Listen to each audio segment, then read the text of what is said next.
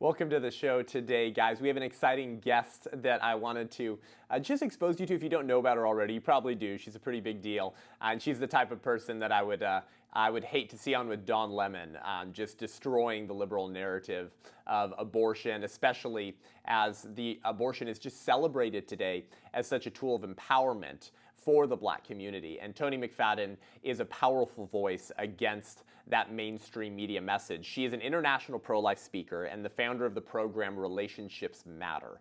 Toni is also the Minority Outreach and Healthy Relationships Director for Students for Life of America, the largest pro-life youth organization in the country. She was the former relationship educator and director of Relationship Education Program in the greater Philadelphia area for 6 years and has shared this program internationally in Africa and Israel. Toni has been married to her wonderful husband, Kris McFadden, for 11 years, and they have 4 beautiful children. She joins me today to discuss her story, but also the stories of Black pro-life leaders who the mainstream media and the Democratic Party has memory hold to ensure that no one counters their narrative and claim that all Black people think alike and they celebrate abortion. That's far from the truth today, and it's far more important today than any other time that we tell these people's stories and the pursuit for true justice and true equality, which necessitates the inclusion of all human beings into the human family with their natural rights protected. Buckle up, here we go.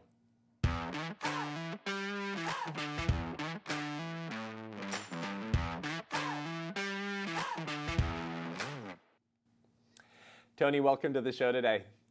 Thanks for having me. Yeah, absolutely. We've been meaning to do this for a long time. You and I did an Instagram Live together a while back Yes. to talk about how Lecrae is basically just a pro-abortion advocate now. And I'm sure we'll do more of those. But it's so great to have you on. You're such a powerful voice. You're such an inconvenient, powerful voice to the mainstream media, to the Democratic Party, to the abortion industry. And you've been going viral a couple times recently for just bringing that type of moral clarity that is so needed in these morally tumultuous times. Before we jump into your story, you recently responded to that viral high school valedictorian who used her valedictorian speech to essentially just talk about abortion as equality, as necessary for women's equality and empowerment. And you responded and told your story, which was covered by The Blaze and Live Action and many others. Why don't you tell us a little bit about that recent interaction? Well, at first I wasn't going to respond at all because I had seen other people responding already. But I thought, this is important to share my perspective on this as someone who's actually walked through having an abortion myself. And I know the lies. And I know that abortion is not going to restore your dreams and your aspirations. And that the real war is not on women. The real war is on unborn babies in the womb. That's right. That is where the real war is. And as I mentioned in my post, yes, she is a very intelligent young girl. And yes, she can use words to, push her point across. But if it is not founded and grounded in truth, you're leading young girls astray. And so it was very difficult to hear those in the crowd cheering for this. Yeah. But at the same time, I've been getting private messages from students from that school who were heartbroken that they're sitting in these chairs. This is supposed to be their special day too. And that was kind of taken away from them and overshadowed because they didn't agree with that message. And some people actually did walk out. Wow. And, they're not going to cover that part. That's right. Yeah, but how disheartening for those sitting there that went to school with her for these 4 years and had their time kind of, pushed aside because she had an agenda that I felt was not the platform to use for this. Yeah, wow. And it comes as no surprise to you and I that an industry which dehumanizes the preborn and uses them as a commodity will also dehumanize minors. She might have been 18, but dehumanize young people and utilize their indoctrination into the religion of abortion in order to use them to just prop up their message. Here's a talented young woman who is very steeped in our lies. Awesome, let's put her on all of the various regional Planned Parenthood Instagram stories to celebrate and help her reach more young people with their lies. And that's why your voice is so important, and why so many young people's voice is so important to counter those lies. You had a powerful post about that you put up in relation to your family and your daughters. You said, after consuming poisonous pills to end the life of my baby, your sibling, that is not what happened, meaning I didn't achieve my dreams. Nothing was restored. It was all a lie. The regret settled in, but I quickly pushed it down to survive. There is nothing natural about taking the life of your own child. I do not care how empowering someone like Miss Paxton may make it sound. The reality is I had no right to take the life of my innocent child for my own selfish gain. The last thing I would ever want for my beautiful girls to believe is that lie. And that's the very lie that was being celebrated. So have you had any more interactions with any other young people or students? How was your voice and post used to just encourage more young people with the truth? Yes, it's been parents as well that saying, Wow. I'm printing this out so I can share this with my daughters, or we're talking about this. So it makes me cry. It's been so powerful to even hear from those who've had abortions saying, thank you for putting into words what I couldn't, and being brave enough to be vulnerable, because obviously it's not easy to be vulnerable on the internet because people are going to say things out of context. They're going to say things in a disrespectful way. And my heart was not to be disrespectful to Paxton. That was not my point. I wasn't attacking her, because for some reason they think attacking is not being on board with what she said. That's not attacking her. That's right. That's exposing lies. And so the feedback that I've been getting on the positive side has from men and women, just saying, I'm showing this to my granddaughters, or thank you for being a voice of reason in a culture that is promoting death, and using your story to do that. So it's been amazing, and it's worth it with all the backlash too. It's worth it to me. Yeah, praise God. Good. You know, how arrogant, right, for these individuals to claim to speak for all women. And that's why they accuse you of attacking her, because for them, abortion equals freedom. Abortion equals equality.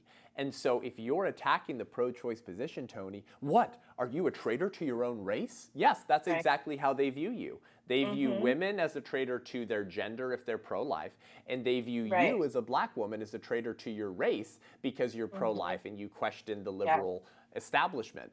And so all the more important to continue questioning it, Toni, and to continue dissenting to their lies. So thank you for being a voice.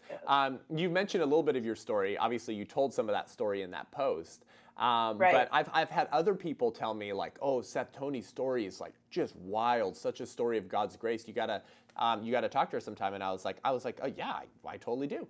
So why don't you tell a little bit about your story in short? Like, how did you come to be so involved in the pro-life issue, in defending the preborn? How did God bring you to that position, and why is it such a personal story for you? Yeah, I was a senior in high school when I faced an unplanned pregnancy, and I had been dating a guy off and on for 2 years. Was not the best relationship at all. And I thought he was being great by coming with me to the abortion clinic. Anyway, so him and my best friend came with me. I was 7 weeks along. I was given the RU486 pills, which this is 1999, so I'm aging myself, but this is 1999. They were not FDA approved until 2001. So they were already giving these out. My boyfriend breaks up with me the day after we go to the abortion clinic together. I was told after 24 to 48 hours to take those pills. I did. They actually did not work. About 2 months later, I ended up severely hemorrhaging while I was in school. And we know that 24 women have passed away taking these very same pills that we know of. Recorded. Exactly. That we know of. I'm sure that there sadly is more, but it was very traumatic. And so I know a lot of people would say, oh, the first trimester, that should be the cutoff. I believe it's probably just as traumatic as having an abortion the second or third, trimester, because you're in your home dealing with this all by yourself. I'm a teenage girl. I didn't tell my parents about it, and I was going through all of it by myself. Long story short, it was when I was in college that I went to a popular campus ministry called Campus Crusade for Christ. Right. And that's where the Lord redeemed my heart and put me on a path of showing me who he created me to be. Not only who he created me to be, but how much he loves his image bearers. And so eventually, God is too good to keep us where we are. And so he brought me to a person who really helped me to begin to open up that wound of abortion. And that was something I thought I would take to the grave with me. Really? And I thought that was the one thing Christians wouldn't forgive me for. And that was a lie that I was believing. So I ended up working for a crisis pregnancy center. And I was there. I was their relationship educator. That's where amazing. I went into schools, middle schools, high schools, even colleges. And I spoke on saving sex for marriage. And that was something I was walking out myself. And it was just so powerful because at the same time, I was also going through post-abortion counseling and going through the healing part of my journey, which was not easy. It is not easy to admit what you did wrong or admit I chose to end the life of my child. Wow. It's horrible to, I will always have that regret with me for the rest of my life, but I also know what it means to be redeemed. And I also know that my Savior's blood did what it was supposed to do, and it is covered. So once I was really firm on the gospel, I was able to more freely share my story because I wasn't under condemnation anymore. So here's the best part of my story, though. I'm cutting it a little bit short, but the best part of my story is I worked for this crisis pregnancy center for about 6-7 years, and I would share my abortion story. And little did I know that the same guy that I had the abortion with, God would bring him back into my life, and he came back solely to apologize to me. He had become a believer a few years before, and the Lord put on his heart, you need to go back and apologize to her for the way you treated her. And we sat down at dinner, and I remember him saying to me, I left that relationship because I did not want to face the fact that we ended the life of our child. So in that moment, what that said to me was that abortion does not only affect women, but that it does affect men, because what he realized is I didn't protect you, and I didn't protect our preborn child. And I did the immature thing of just walking away because it was easier to do that. And then less than a year later, I became his wife. No way. That's amazing. Wow. Yeah. So that's so cool. How redemptive. I know, like only God can do that. And I mean, it had been almost 9 years that we hadn't seen each other.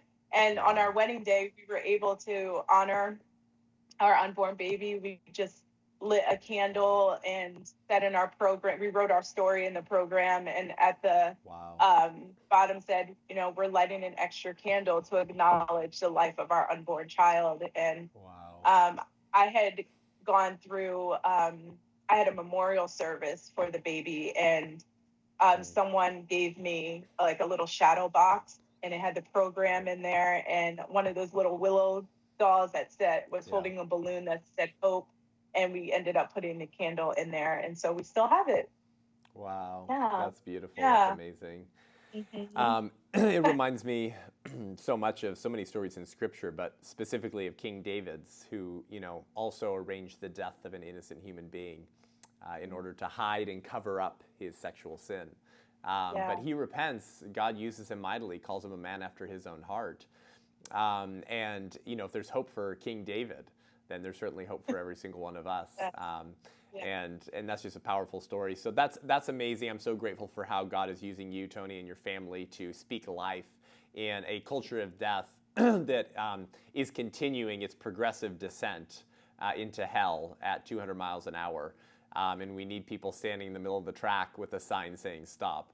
So in that vein, excuse me, you've also recently been telling the stories of many Black pro-life leaders on your social media. You did this in Black History Month recently, and I was so encouraged by that because I knew some of the stories, but some of them I didn't know. And I'm in the pro-life movement. I was born and raised in this movement, which just told me how successful the liberal establishment has been in memory holding the stories and lives of individuals that counter their narrative.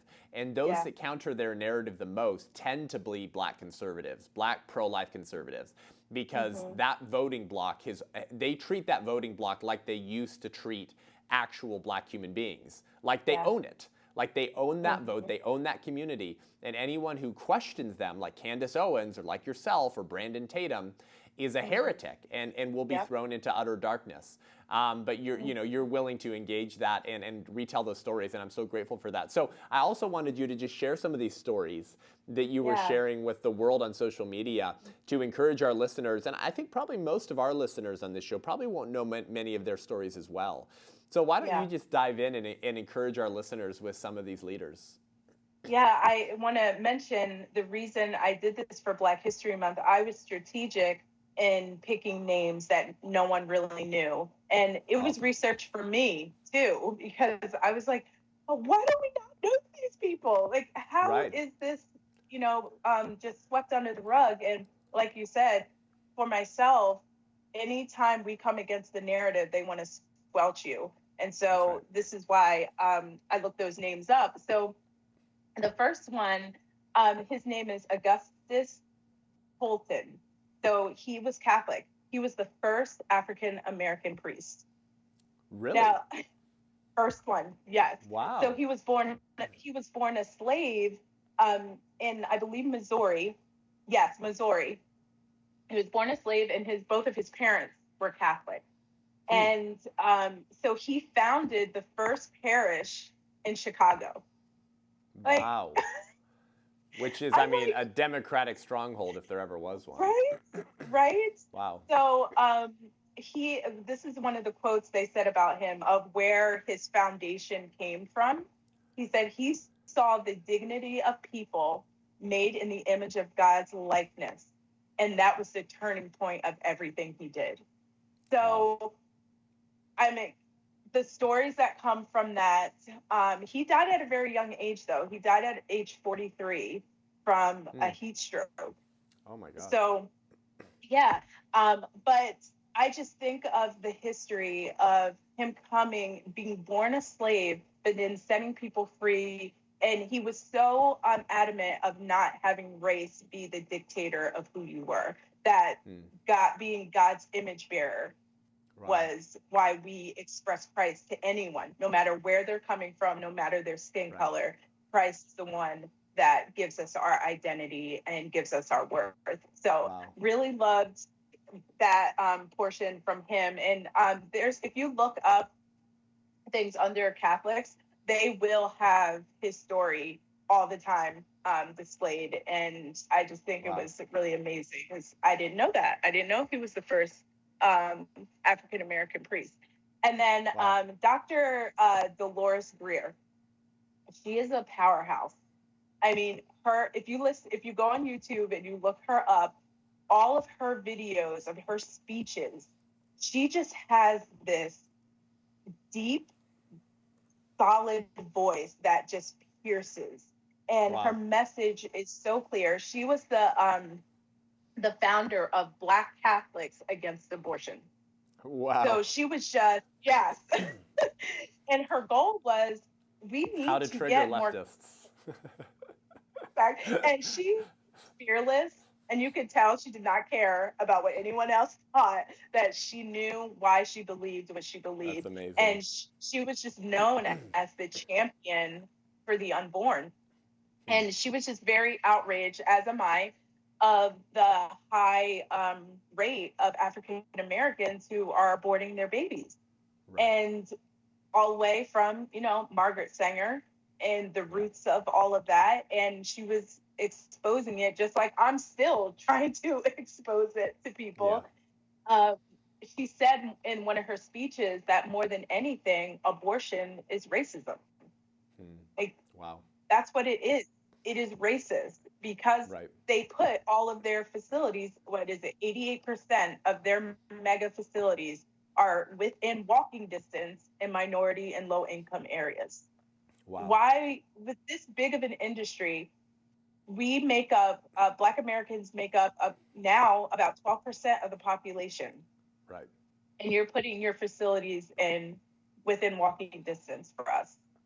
Wow. Because you care about Black Toni, women. you know how the the left says that any disparity is evidence of discrimination, right? And of course, we would tell people to go read Thomas Sowell's book, Disparity and Discriminations. Yeah. But it's funny, they never apply that to abortion. Isn't that so strange? It's the only thing they don't apply the statement that any disparity is evidence of discrimination to. Because if that were true in every circumstance, which obviously it isn't, but if it were, then abortion would be the greatest example of discrimination, because you have 3%, which would be Black women of childbearing age, about 3% of the American public obtaining 37% of the abortions. That's a disparity. Therefore, it must be discrimination, right? And they say, well, no, except in that circumstance. And so Dr. Dolores Greer, that's amazing. Yeah. And so, she admitted and would tell people that this was Black genocide.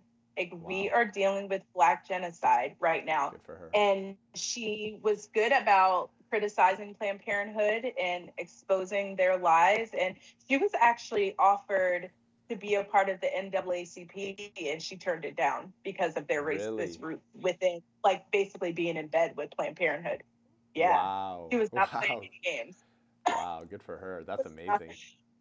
So the next person I want to talk about is Benjamin S. Turner. Now, there were 7 first Black African American U.S. representatives, which a lot of people don't know about, but he's one of the 7. Go check the other ones out. If you know what to Google, you'll find it. I also have a really great guy, Walter Hoy. Do you know who he is? He's in California. Yes. So Issues for Life, he has a great video on all of them as well. So he lived as a slave for like 40 years. Wow. Yeah. And became the first African-American U.S. representative for Alabama. And he was 45 years old when he took office.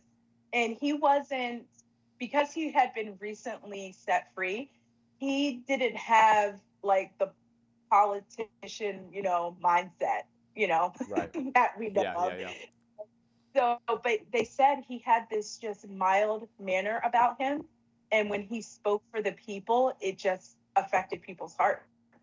Just the way that he spoke of the people. And he just cared about those that were around him and wanted to really care for those who couldn't care for themselves.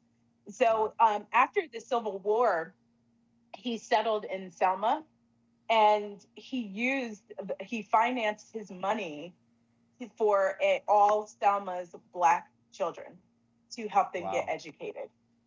And because obviously he cared about the vulnerable. If you don't care about the most vulnerable of society, this is why we see the things that we're seeing. A lot of people will say to me on the abortion issue, you got to fix X, Y, and Z outside of the womb in order to bring babies into this world. But I'm like, no, if you can't care for the most vulnerable, those who cannot even speak out for themselves or fight for themselves, this is the result of why we are dealing with the things that we are dealing with outside of the womb. That is the root cause. It's the other way around. That's right. It's the other way around. You respect the most vulnerable and you protect them, you're going to see your society change. Wow, and so that's what we are fighting for. So what was his name again? Benjamin S. Turner. But here's the cool thing. Benjamin S. Turner. So everyone go look up Benjamin S. Turner's story. And he settled in Selma, you said. Yes, he ended up Wow. settling in Selma after the Civil War, but he also used his influence to get blacks to come over to the Republican side because he saw the racist roots of the Democrats. Wow, So that's just amazing. a little And throw that in there. Was he doing that privately, caring for children and in Selma? Yes. Mm-hmm. Oh, Yep. are you saying private charity, Tony? That individuals and local communities are the best situated to care for the vulnerable and not Big Daddy State? Yes, not the Wow. government. Yes. Yes. We had all those examples all the way back then telling us, warning us, Yep. you know. Um, but my favorite, and you know her, I know you know her, is Dr. Mildred Jefferson. She is my favorite. I wish I could have met her. I believe she passed away in 2010. Wow. Um, but she was born April 4th of 1926, and she was the first Black woman to graduate from Harvard That's right. Medical School, and has always used her position to protect the preborn babies. And she earned her bachelor's degree from Texas College, and Okay. then she earned her master's degree from Tufts University. And then one of the things that I love that she would say, I'm going to bring that up before I go back about. Let me try to find it because I don't want to mess up the. She received a letter. Do you know who she received a letter from? She changed a politician's mind. Do you know which Who's that? politician? Okay, so let me read a little bit of what he said to her. Now you know it's a male. But he said she was on a program called Advocates, and she was debating the pro-life argument against those who were pro-abortion. And after that, a politician sent her a letter and said hers was the most clear-cut exposition of her argument that he had ever heard. Wow. And he said that several years ago in your state, they issued a bill in California on the abortion bill, and he wished he would have heard her talk before he had signed for this. But he said, Wow. lastly, he said, no other issue since I've been in office has caused me so much study and soul searching. And he said, you made it irrefutably clear that abortion is the taking of a human life. And he said, sincerely, Ronald Reagan. Wow. So That's right. she changed his position on abortion. And That's she was amazing. just a force to be reckoned with. And she had this soft demeanor, but her words were so powerful. And as she often used the fact that she was a doctor to push this position as well. But she, I mean, to her dying day, fought for the preborn Wow. babies, and just like Dr. Dolores Greer saying that this is racist, that Yeah. not just perfect should be born and have the perfect circumstance in order to be born, That's right. and that the right to life starts with the womb. That's right. That is Yep. where it begins. And so Amen. if there anyone to look up, she is amazing. And I mean, I could go on about Yeah, her and and Tony, still wasn't about Dr. Mildred Jefferson, wasn't she also involved with the folks fighting against Larry Lader and Betty Friedan, and yeah. as they were trying to legalize abortion in 1973, or prior Yeah. to rather the late 60s, early 70s, she was involved with some of those folks trying to stop the federal legalization of abortion. Yes. And she was the president of the National Right to Life.